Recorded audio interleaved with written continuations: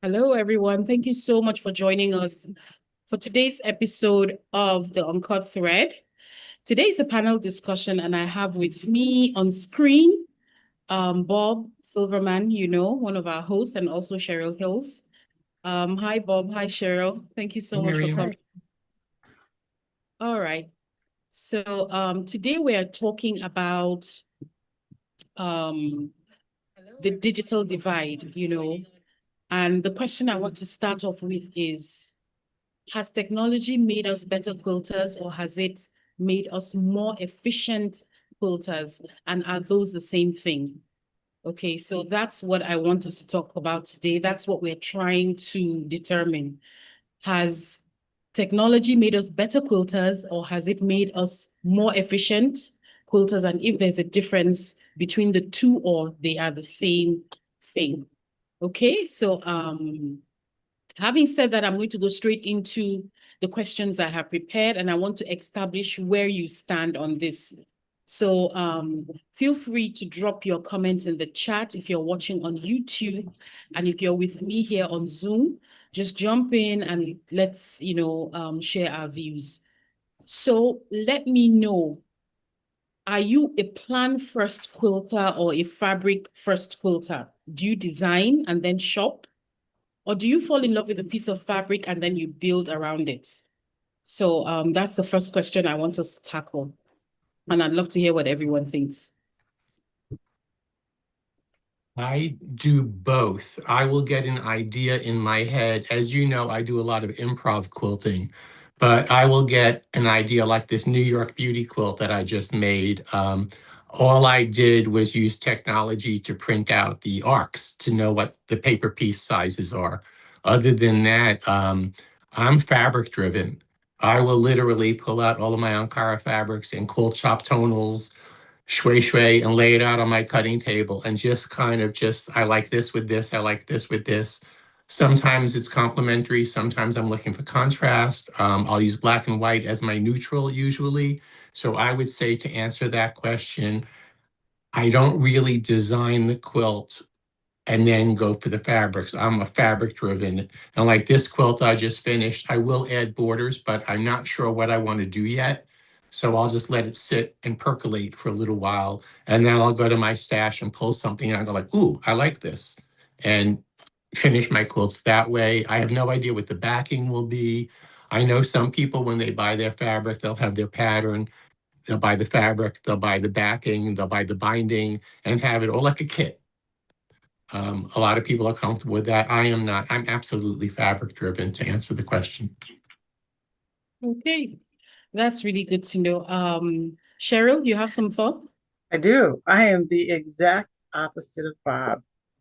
I have, it's not quite kit driven, but I definitely know exactly what it is I'm going to do. I design first.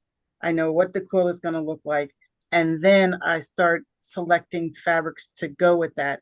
And that's easy for me mainly because I'm still a scrappy quilter, so I can pretty much make whatever I have fit into the design. But it's for me, the design is totally planned out, drawn, scale, everything before any fabric is looked at. Okay, that's interesting. All right, so thank you so much, Miss Anita, for joining, and Miss Vera. To repeat the question, if you want to jump in, we kicked off today's episode by asking, are you a fabric-led quilter or a design-led quilter? What determines your process? Do you look at the design and say, then you look for the fabrics, or do you see the fabric and say, oh, I know exactly what to do with this? Which way do you go with?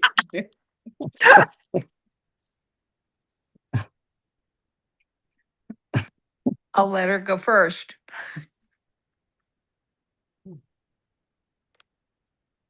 Vera? Okay. Well, Oh, go ahead. okay. Yeah, I'm not sure how to do this Zoom sometimes. Oh, Yeah, we can see, we can hear greetings, you. Go everybody. ahead. Yeah. Yeah. I'm not sure which. I have a lot of African scraps. I'd spent time in Nigeria and East Africa and whatever. So I just always try to find ways to use those scraps. Sometimes it's a pattern that I think of, and sometimes it's just looking at the box and saying, what do I do with this? Okay, Uh-huh. that's great. So I think that's you and Bob kind of have the same approach. He says it depends. Sometimes I go this way, Yeah. sometimes I go that Mm. way. And of course, you know that you excited me by saying you have spent time in Nigeria. So at some point, we have to sit and talk about our Nigerian experience. So I'm so happy that you joined us today. That really excites me. Thank you. Yeah. I tend to, well, I tend to be traditional in pattern. So, there are certain patterns I love things with stars. But I'm led by the fabric in how I actually do it. Because I love fabric. I handle it. Stop laughing, Bob. I know you know me too well.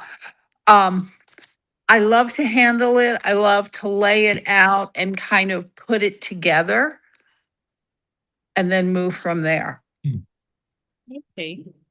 That's interesting. For me, I really want to say both because I think that sounds so matured and so like versatile, but I don't think I do both. I think I'm a design-led quilter, and sometimes I'm led by fabric on a less physical level. I may think to myself, oh, I just feel like making a quilt that is light. Mm. And that's the only thought I give to the fabric. So I want something that is light, or I want something that is geometric or a certain way. And that's the only thought I give to the fabric. But it always has to be the pattern first.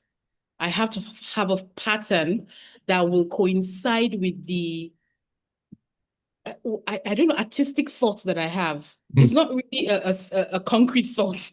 It's always an artistic thought.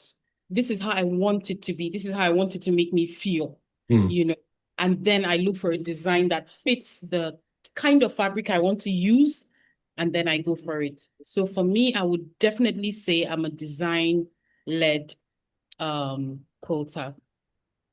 Okay, so for those who aren't on camera, if you want, you can just drop your comment in the chat and I'll be sure to address it.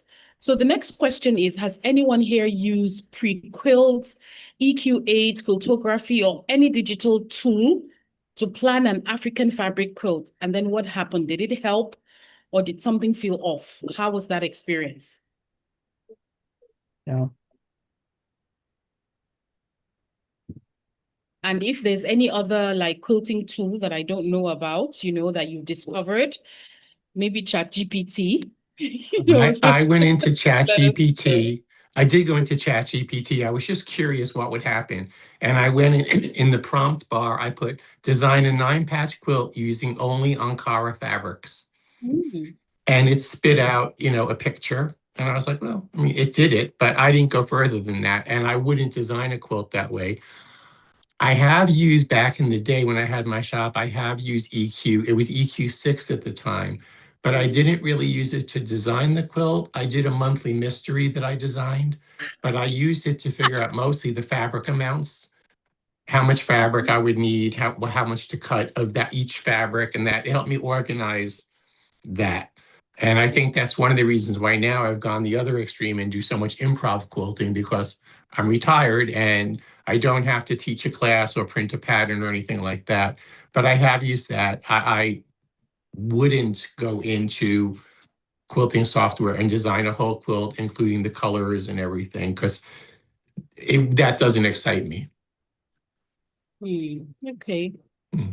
It's an interesting take. And it's interesting to see that ChatGPT could actually give you something, whether it's a good thing and Right. technically possible to create is a different thing, but Right. that it could at least give you an idea, of something. I think that's really interesting. Anyone else has, I know a few people, one or Yes. two have said in the tribe that they have tried ChatGPT for quilt designing as well. Yes. But I haven't. But just to share my thoughts right now, I think I totally would, because I don't have the luxury of time, Mm. you know, and because I'm the kind of quilter who takes a bit from here and a bit from there, and I mash it up together, you know, to create something that I like. So I think in that sense, something like, and I have to say that the only experience I have is EQ8. But I think it's a learning curve for me now, because most of the time I feel my brain is saturated with one thing or the other. I don't have the time to actually sit and learn. So for me, I would totally go the AI route, you know, to say, okay, I like this, I like that. Can you do something? Because I use AI as a means to an end, as a helper. And Mhm. not, it doesn't really take over my thinking process, but I tend to come up with the ideas and we brainstorm, you know, in a very quick way that suits my life right now. I have to make like quick decisions, small amount of time, fit in as much as I can, you know, so it helps a lot. You know, so I think for me, I haven't done it yet like Bob, but I think after this, I'm certainly going to put some thoughts into it and see how I can use any of the AI services that I have available to me. I have, just like Bob, used ChatGTP. And I think it helps me because I'm so structured in how I approach quilting. Everything has to be organized, and I have to know exactly what it is I'm going to do. And when it came to doing something modern, my brain just didn't allow that freedom. So I put in a prompt to ChatGTP to create a quilt for me that used circles and swirls and bright colors. And it spit out a quilt that had circles and swirls in it. And it actually printed it out in the colors that I had in my stash. So I actually made it. I actually have a quilt that was designed and completely done in ChatGTP. Wow, And that is now great. I've moved on to Gemini, which is Google's product. Yeah, yeah.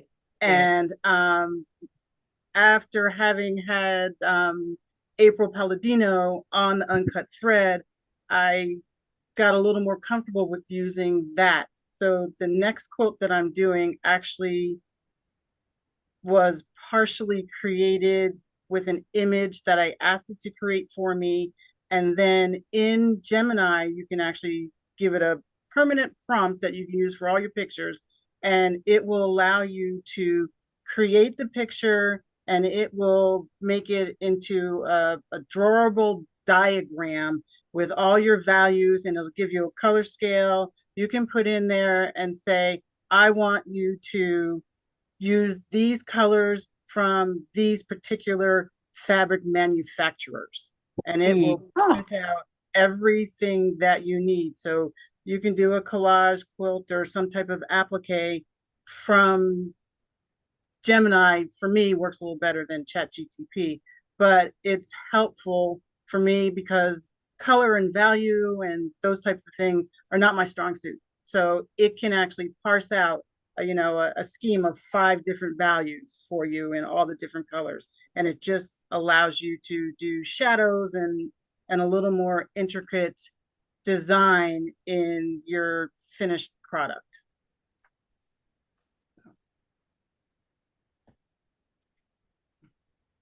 Anybody else tried it? Okay, I think that's really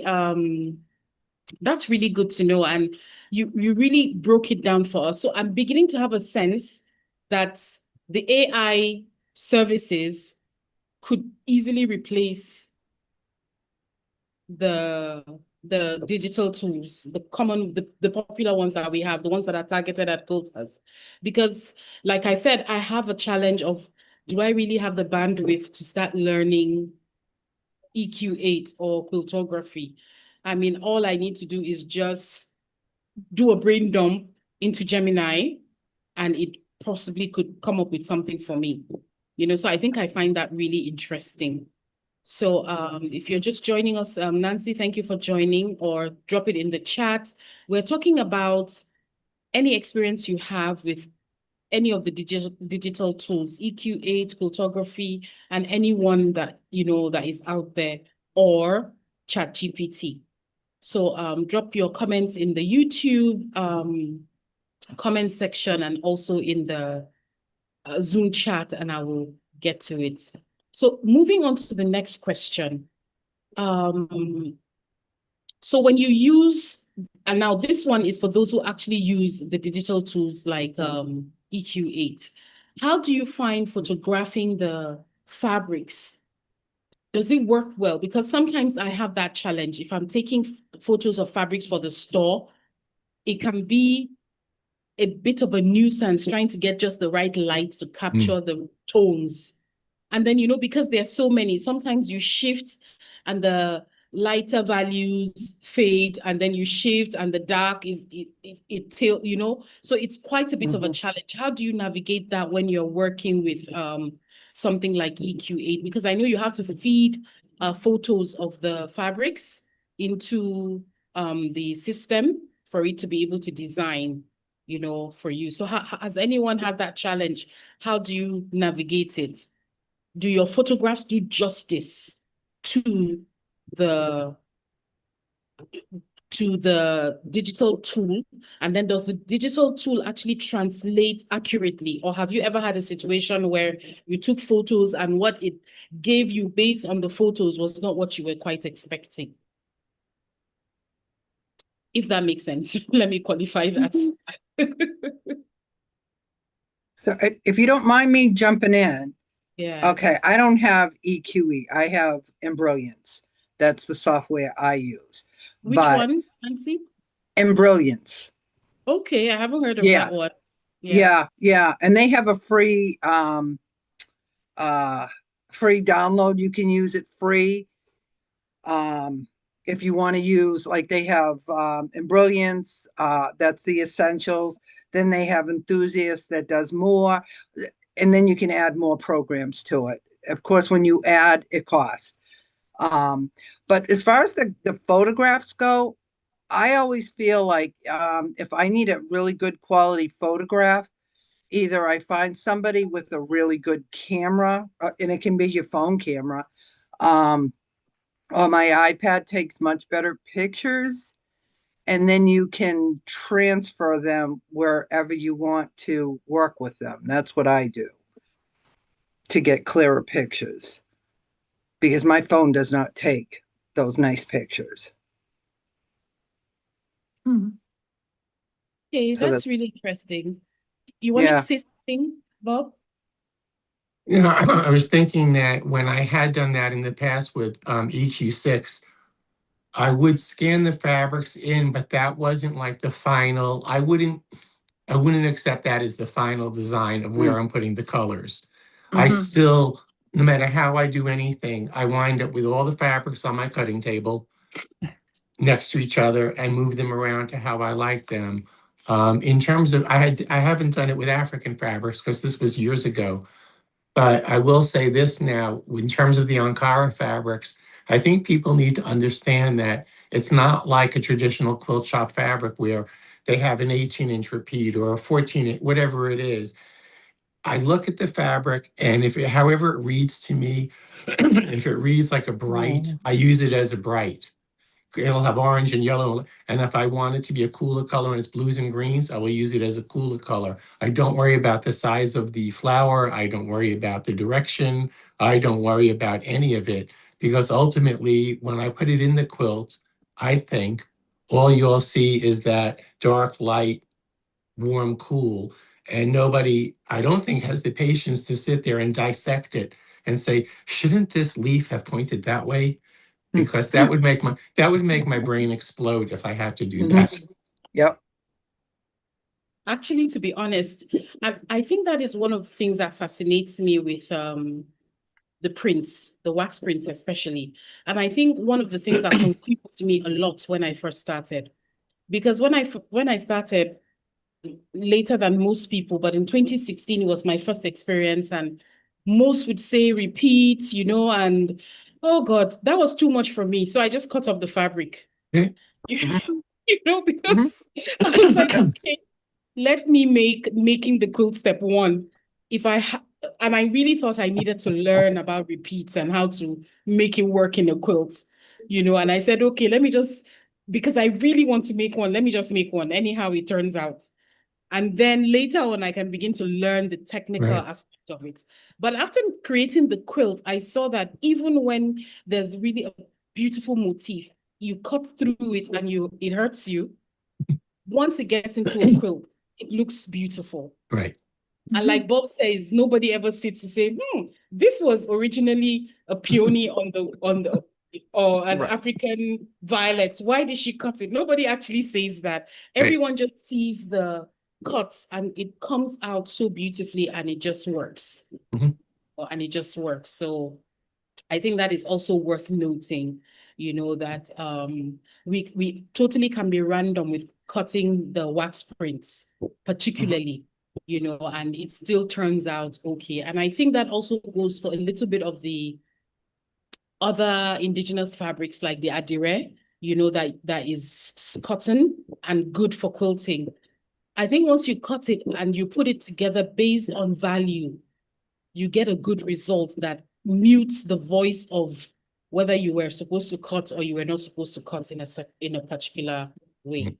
So thank you so much for that insight. Jumping into the next question, I want to ask, is there something lost when you decide your final fabric placement on a screen rather than on a design wall?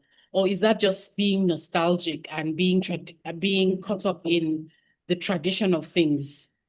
Does it matter whether the final placement is on the screen, or do you want to make your sample block and place your pieces, on the design wall and all of that? How does it work? I'll just go first.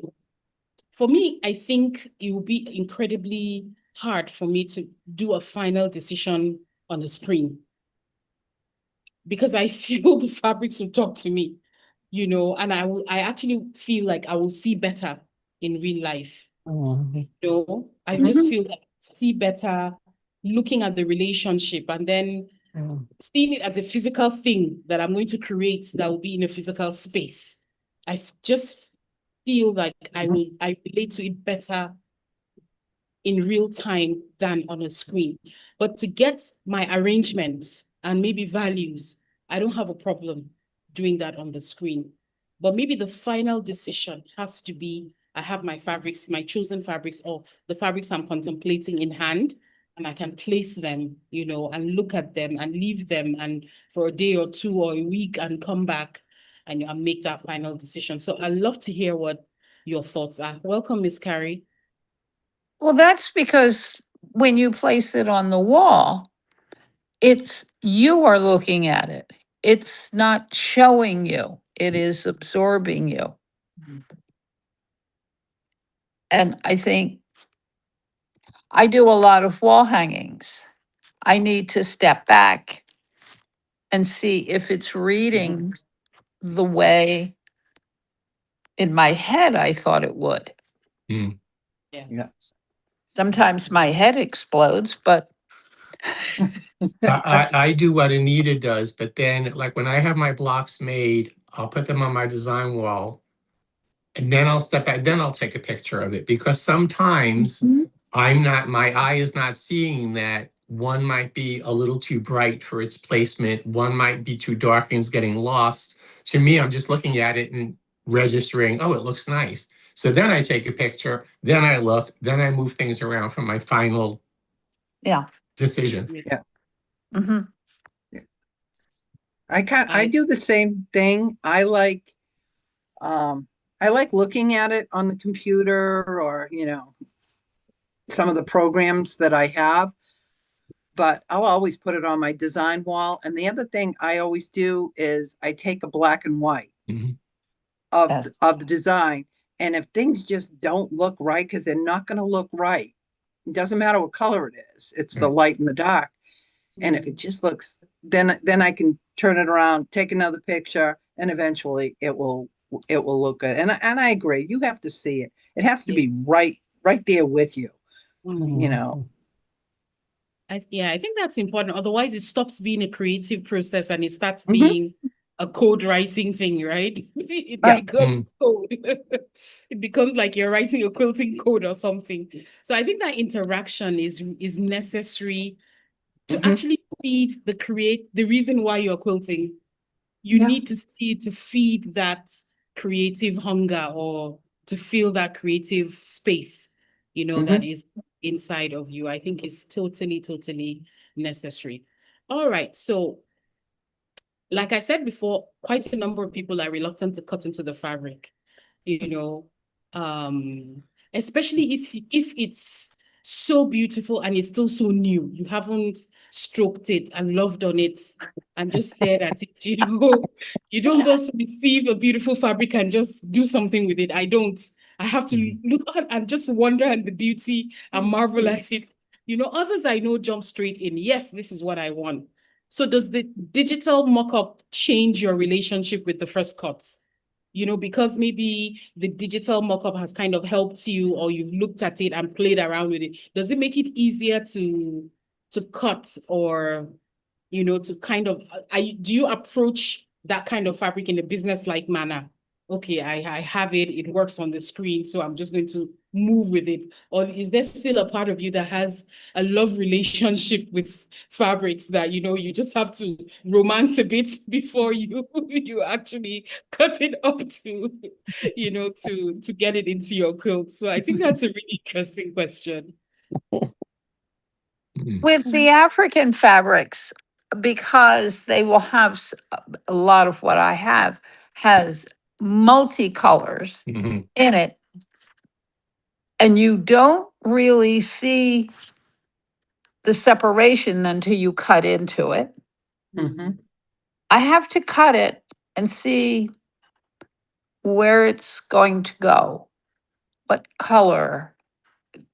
If I'm, if I'm thinking in terms of specific colors, how do I cut it to have the color that I'm looking for? Yeah. I have to say, Go ahead, sorry. Cheryl. No, go ahead. I have to say that the last piece of fabric that I got from the subscription box, I absolutely love, love, love, love, love. And I have that feeling of no, no, no, I don't want to cut into this piece of fabric. I love it so much that I've almost considered making a whole cloth quilt out of it because I just love the entire Mm. piece so much. And that's the only piece of fabric that's ever moved me that way, but it's still sitting there and I can't cut it yet. And that's a great idea. Interesting. That is a great idea, though, Cheryl. I Yeah, have done yeah. that. I did that with some Asian fabric that I had, synthetic silk, and it was too pretty to cut. It was the only time I've done that, and I just made a whole cloth quilt out of it. Okay, that's But really Miriam, Anita brought up a good point about cutting the fabric. One of the things I love about the Ankara fabrics, I feel like you're getting more bang for the buck. Mhm. Because there might be like a sun that's yellow, and I sometimes will fussy cut, but then the other part of the fabric may have red and orange in it, or stripe, and I get to play with it that way. So it's really like if you get a couple of yards of fabric, you're getting 3 or 4 different colorways and motifs. And when I cut them up, which I do, and put them in the same quilt and move them into different positions, I feel like the viewer's eye connects that it's the same fabric because they're related to each other, but they're not kept together, if that makes sense. Mhm. They're not matchy, but they blend. Yeah. What she said. Yeah. They complement each other. Right. Well, they're the same strain, yeah, so they work. So Yeah. yeah, I totally agree with especially I think I'll echo you, Bob, and say yes, Anita brought up a really important point that sometimes it's not just about the romance, it also might have to do with the technical decision. This fabric that I think will work, but which part of it is actually going to work because of the various values and maybe Mhm. even the motifs or the colors, that are actually on it. So yes. So Mhm. So from everything, what everyone has said, it looks like the digital mock-up really doesn't impact our relationship with the fabric or the cut much, you know. It seems to be a tool that is more useful for the technical aspect of quilting more than the creative part of quilting. All right, so I want us to push a little deeper and see. So a lot of people say that the digital tools kind of democratize quilting in a way that an absolute beginner, once they can afford the digital tool and they have some fabric and just jump in, create something that you as a more traditional quilter, it took you a long time, trial and error, maybe a few workshops, you know, and all of that. But which is fine and good, which is good for them. You know, they just happen to have learned quilting at a time when everything is relatively easier. But for those who learned the old-fashioned way, is there a skill that only develops through doing it by hand? And then do you lose anything if you skip that stage and go straight into digital tools and chat GPT and all of that? Is there something that, you know, a quilter will lose by maybe not having a tactile relationship or interaction with the fabric? I'm not sure if this is going to be a correct answer, but when I have a hard time with all the digital stuff, all the electronics, partly because of my age, and it's harder for me to learn these things. Not impossible, but harder. I just think that like when you're quilting, you need to be touching it and not so into the computer. Like, what's the computer think? I don't really care. It's what I feel, what I think. I want to physically touch the fabrics, pick the colors, and then I can feel like that's my work. Like, and I think like when you're doing everything on a computer, you're not learning the basic skills. Like, I know this sounds silly, but a quarter of an inch is a quarter of an inch for a reason. And if you want all your points to match, you need to make sure your measurements are correct. You need to make sure that quarter inch is a quarter inch everywhere. You know, that's just me. But then I know my points, all my points, my lines will line up straight. And I think that's, you got to touch it. A computer's not going to teach you that. Yeah, I totally agree. Okay, One so thing the computers, and I absolutely agree with Nancy. I'm too old to learn all of the new systems, but and I started at a time where you made cardboard patterns and traced them and Yeah. made multiple Yeah. patterns because you wore out the cardboard. Right. But that said, the computer ones at least are bringing a generation in because they understand the computers, and that it's kind of exciting. I mean, they do some amazing work with it. I still think, you know, we all do, but it brings them joy, and it keeps them engaged with quilting. And I see that as a plus. Mhm. I feel like this reminds me so much of conversations that have happened in the past, like when people would send their quilts out to a long arm quilter to be quilted. I remember when that became popular and more commonplace. And in quilt shows, people would hem and haw about like, did you quilt it or did you send it out to be quilted? And then they started separating out the categories.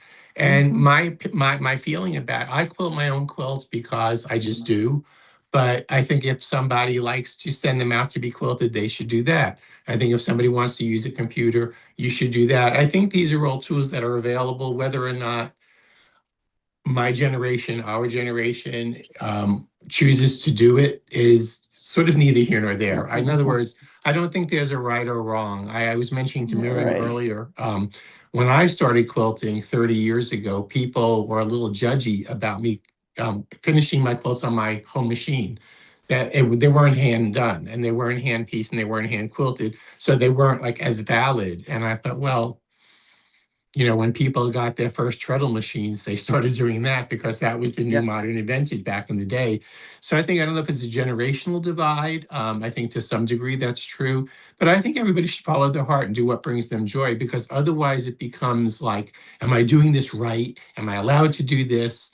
And I just feel like there's enough judgment in the world about everything that it shouldn't be when it comes to quilting. People should just do what moves them. Right. Yeah. I agree. But so I've heard some arguments from musicians. I think a few weeks ago it was on the news or on social media. It was moving around that no one wants. Someone said that creating music with the AI tools, as opposed to someone who sits and goes through the process of creating the music, are two different. And there was the snobbery, or that, Bob is alluding to, that how can you just sit and use the AI tools to create music?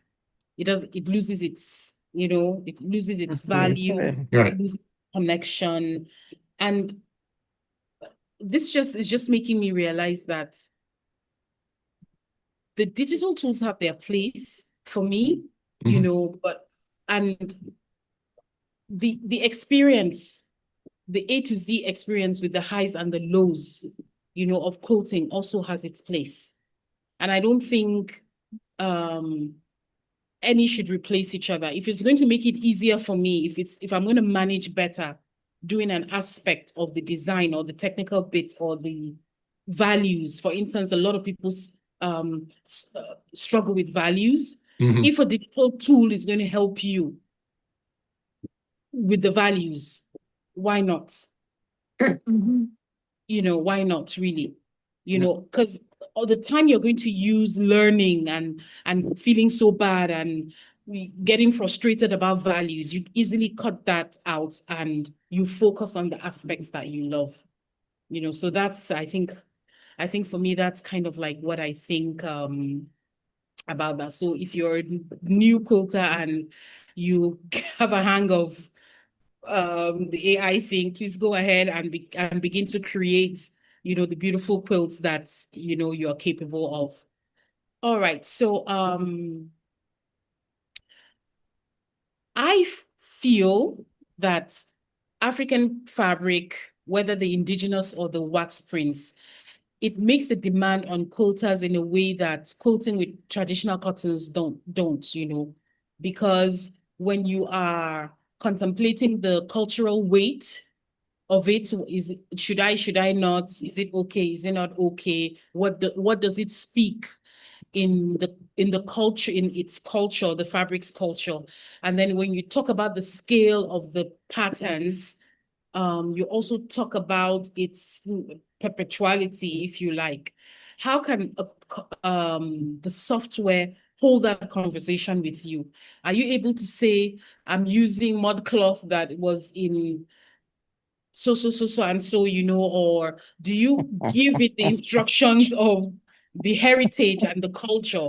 Now, I'm not just talking about the wax prints, but I'm talking, assuming you want to incorporate a piece of like Aboriginal fabric version of African fabrics, which can be ModCloth or kente or something.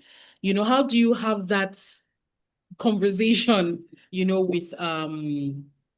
with either the EQ8 or with ChatGPT? Does it flatten? How does it translate it? Because, taking for instance, the ModCloth, it's much thicker than the wax print. How would you incorporate something like that, either as a panel or as a special piece in the quilt using some of these tools? Does it translate well? Has anyone ever tried it to see how that would work?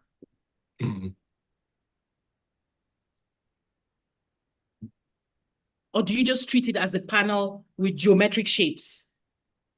You know, take it flat, a flat photo, and then just say, this is a special piece of fabric, insert it in a way that makes sense. How would you approach that?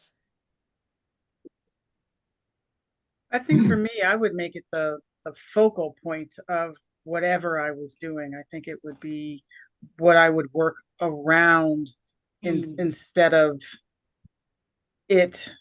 It would dictate what I did, and not the other way around. The other fabrics and things that accompany it would take backseat to that.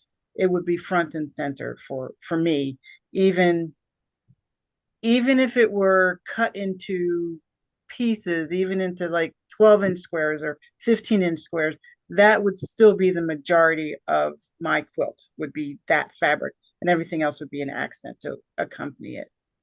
Yeah. I would, if I was to put, if I had a piece of mud cloth or Kuba, I would put it into, and I did put it into Gemini or ChatGPT. I would put in the prompt. For me, it would be a wall hanging, because I wouldn't want it to be a quilt that was used like while I watch TV. It'd be more like an art piece. And I would follow Lisa from Cultured Expression. I like what she did, where she did use mud cloth, but then it was like a little bit of hand stitching, maybe a button, something local to honor, like that's where it came from. So I think if I were to do that, I would have to put in the prompt what it was, where it was from, and what I was attempting to do with it, rather than like design a quilt with mud cloth. Yeah. Yeah. Yeah, I agree with Bob. Yeah. Easier with ChatGPT or Gemini, not so easy with EQ or Quiltography. That's almost impossible. Right.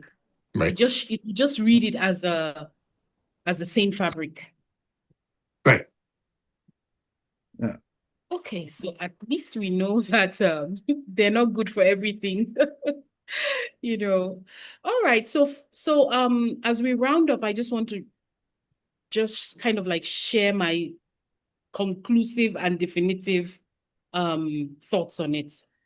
That one of the things that's when I'm sourcing for fabric is that I think the hands touching and feeling and seeing is just part of the process. It's going to be hard for me to so I've discovered that there were times when I wasn't feeling so well and I had to, go source for fabrics, and I've tried to work with my suppliers. Okay, send me photos. I'm almost never satisfied as when I go into the market myself and I look at the fabrics and I pick them and I imagine what it could be used for, and how it relates to maybe the other fabrics in that particular collection that I'm purchasing, so I'm not saying that because, I'm being sentimental or whatever, but the fabric communicates things that a screen cannot. I agree. That's right. And honestly, I shouldn't even say that as an online fabric seller. I shouldn't even say that. But I think having said that, I want to imagine that you would trust me more since I know the difference. And I would know the process of what it takes to actually go and how important the hand aspect is, the touch aspect, and how I can weigh on the weight, and the drape, how it moves, how would it interact in the quilt, how would it behave? Those are the questions that I have to go into the market and ask and answer before I pick a selection. So the times that I was like, okay, just send me photos. Oh gosh, I was not happy.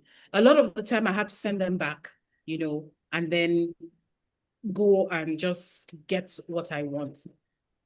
The ChatGPT can't tell me, oh, this is too stiff, or this thread is not well, there are just so many things that simultaneously run in your head when you are doing your fabric selection. Whether it works or it doesn't work, so it can't tell me whether this brand of wax print is going to work with this adire, or is going to, what kind of solid? Would I go with grunge with this? Or, there's just so many things that I feel a screen really cannot take the place of what your hands can do. What your hands and your mind and your heart can do when it comes to quilting. And I think for me, the final answer is the screen cannot make the final decision. And it would be a loss if you allow the screen to take over everything, to make all the decisions for you. Because what automatically what that means that we lose you. We lose the soul of you when the screen makes the decisions from the beginning to the end. Like I said earlier, the screen and the digital tools are like, they should be servants. They should be highly skilled servants you pay a wage to do work that you either cannot do very well or you do not have the time to do. So I think it's totally wrong to kind of like, and I don't want to say right or wrong, so forgive me, but I'm just expressing a personal opinion. For me, it would be wrong to make the servant my master in that sense. I'd rather train it to understand who I am, so that if there's something it needs to fill in, then it can fill in. But I am not going to give it my creative power or my creative, I'm not going to give it my creative power to do what I want to do, because quilting there's no right or wrong. We've already established that. So if there's no wrong, what am I afraid of?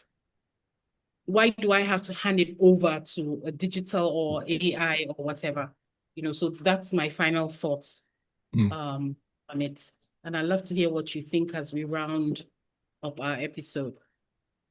I would just like to say that I'm basically a fabric snob. I like to touch my fabric. I like to feel it. I like to know what I'm buying. I can feel like cheaper quality, better quality. I like to go to all the shops, right? Because then you get to see different things.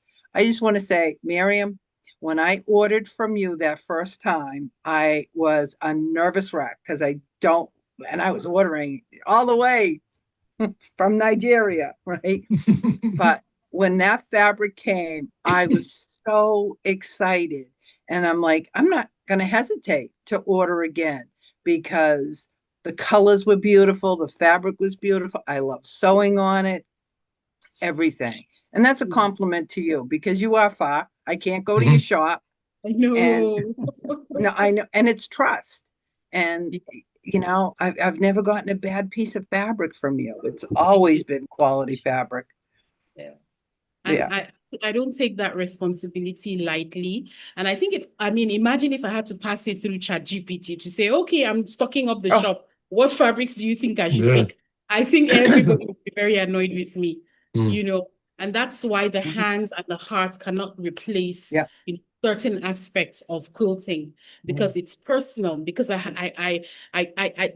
all have the same heart when it comes to the fabric and the quilting. And so that's why it feels like you can trust my selection, because the things you would consider, I consider them on your behalf, right?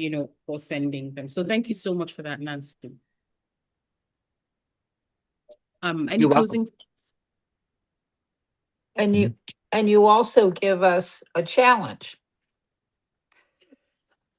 Yes. which I think we all need. Yes, we know. I love every piece of fabric. There are some I haven't cut into because I'm like, I just like looking at it. Yes. I have a section of my stash. I call it the petting zoo. Oh my gosh. I'm not ready. That's some I just kind of hold on to for that special, I don't know what, but they just, I can see some right now across my room. But yeah, I think that the joy for me is having the fabrics out and playing with them in color and value and mix and match. And I'll just, to what Nancy said, yeah, I remember one time for one of the quilts, I needed purple bazine, and Miriam just said, I have a good purple. And I said, okay, just go ahead and send it. It'll be, and it was fine. It was exactly what I needed, and no problem. It was the same quality as everything else, and it worked beautifully. Thank you so Yeah. much. I was going to say that, okay, so I think I've lost that thought, but I think we're all saying the same thing, that the beauty of quilting is the involvement of you. Yeah. It's the involvement of you. That's really what makes quilting. You know, you have to be there, you have to be present, you have to be willing to fail, you know, and learn and decide your method or your technique or what works for you, you know, and so you just can't replace that decision, you know, of growth, of learning, of curiosity, you know, and just hand it over to AI to say, hey, you do this for me. But, you know, in closing, I don't want us to say, oh, look, AI, no. AI, yes, for the things that it can do well. You know, I've fallen in love with it in the past few months because I think I had this notebook that I scribbled, you know, and I've been thinking of transcribing it, you know, into, so one day I just sat down and told my son, take my phone, take photos of it. And I uploaded it. It does have its place, but would I tell it to write from scratch the sentiments contained in that notebook? No, because it can't replace, you know, my thoughts or my feelings at that time. But can it do a better job of transcribing and even arranging the thoughts and saying, you jumped off, this should have been here? Absolutely, I would do that. And I think it should be the same with quilting as well. So I'm going to leave everybody with this last question, and I want you to answer if you can. Is quilt loses its soul when? As regards to the digital divide talk, when does a quilt lose its soul? When the quilter allows them to dictate without inputting themselves.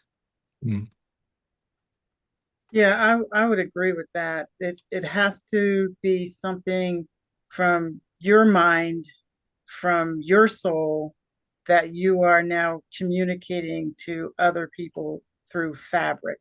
But it definitely has to come from you first. I agree with the ladies. I feel like if I'm not emotionally involved with the quilt that I'm making, what is the point of me making it? Because that's the whole beauty of it, this is coming from my mind and my soul, and I'm creating it. And it's like my child. And then I am very invested in it while I'm working on things.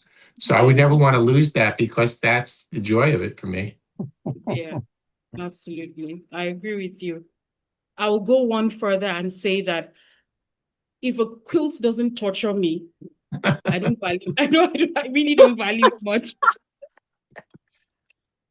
I like the artistic torture that comes from the back and forth of deciding on the color and decide, you know, it just makes me feel powerful in the sense that I can have a dilemma and I can actually solve it and it will look. If it doesn't like pull something out of me, I tend not to, I see it as though I just did it, you know, but the quilts I value the most are the ones that tortured the living daylights out of me. And I was like, oh, should I do this? Is it this color, this oh, you know, and I'm just torturing myself over it and solving the problem. And, you know, and then finally when it all comes together, I'm so excited. I'm so happy because I just feel like I am actually a creator. You know, I did it in a way that no one would actually have done it. Someone may have seen it and maybe dismissed it, you know, but I drew from my depths, you know, into that quilt. So it's my stamp when I think about it that way. Yeah. So I'll just quickly run through our YouTube comments, and I want to say thank you to everyone who has come in. I see Miss Linda and I see Love Nostalgia. I see Monica, thank you so much for coming. So yes, Linda says I do both. She leans towards design first. You know, she's also a design first person. So thank you so much for dropping that comment.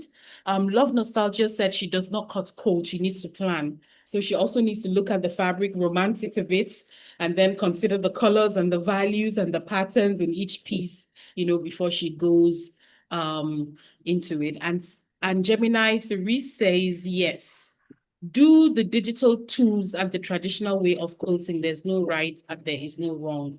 But I have to put in here that, remember, we're trying to answer the question, when does it lose its soul? If AI does it for you from beginning to the end, where is you in it? And so Monica says, yeah, she's about to, she'll share a wall hanging that she did with mud cloth. And maybe when she posts it into the Facebook group, we can actually comment and imagine if she had put this through AI, how would it have turned out? And thank you so much, Monica, for the thumbs up for the fabrics. Yes, I'm so glad you love the selections. It makes me feel happy and appreciated. So I really appreciate your comments as well. Okay, so that brings us to the end of this episode. I hope you had fun. I want to say thank you to the guests that came on, Bob and Cheryl, co-host of the Uncut Thread. I think next week we have Cheryl, so I trust you will be back again as we do this again, same time, 3 p.m. Eastern. Thank you so much, Miss Anita, and thank you, Miss Vera. You owe me a Zoom coffee chat over Nigeria. May I ask where you lived in Lagos? Onitsha. Oh my Lord, she's more Nigerian than I am. And how about you? I have been in Abuja all my life, so I'm pretty tame compared to where you were. She's more Nigerian than me, I tell you guys. Onitsha is not a town for the faint-hearted. I was in Onitsha in 1970. Even then. Even then, where Nigeria was at that point. Yeah. That was just after the Civil War, and especially in the East, where Onitsha is, things were still... may I ask what you were doing?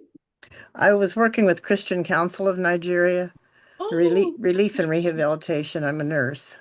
Yeah. Oh, that's amazing. You did a fantastic job, because there was a lot of starvation, that's right, blockades, by the Nigerian army. The Civil War came about because this eastern part of the country and the south and southeast wanted to secede from Nigeria, and the Nigerian government didn't want that. So they put in blockades, and a lot of stuff, went on and blew up the bridge. Yes, a lot of stuff went on. And for her to have been there at that time, she must have seen a lot. There were starving children, kwashoko, and so many stuff. So thank you so much for your service to us. People still talk about it, and the aid went a long way. Nations contributed, Norway, the US. US aid. Yeah. So thank you so much. Agencies. Yes. Good to know you. Yes, thank you. Yeah, good to know you. And I am always a proponent of saying, even though I'm totally against colonialism in Nigeria, I always try to make the distinction of saying you have to separate the white missionaries from the white colonialists. Yes. Because the missionaries actually held Nigeria when the colonials were doing their business.